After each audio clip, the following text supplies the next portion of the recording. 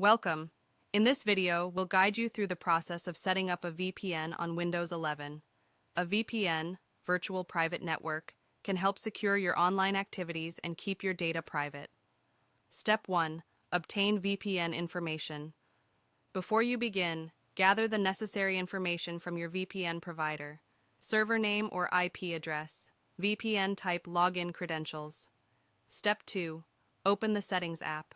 Click on the Start menu and select Settings. In the Settings window, click on Network and Internet. Step 3. Add a VPN in the Network and Internet section. Find and click on VPN. Click on Add VPN. Step 4. Configure the VPN settings. In the Add a VPN connection window, VPN provider, select Windows, built-in. Connection name. Enter a name for the VPN connection, e.g., MyVPN. Server name or address.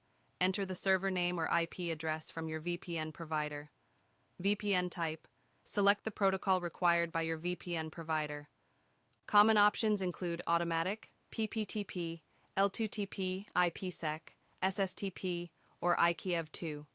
Type of sign-in info. Choose how you will sign in, such as username and password. Enter your username and password from the VPN provider. Click on Save to save the configuration. Step 5. Connect to the VPN. After saving the VPN configuration, you will see the VPN connection listed under the VPN section. Click on the Connect button to connect to your VPN.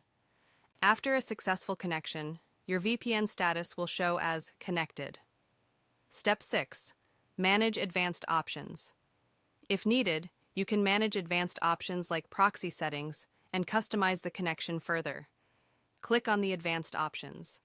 Configure settings according to your preferences. Conclusion.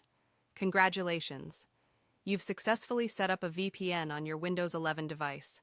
Enjoy a more secure and private online experience. If you found this tutorial helpful, don't forget to like and subscribe for more tech tips.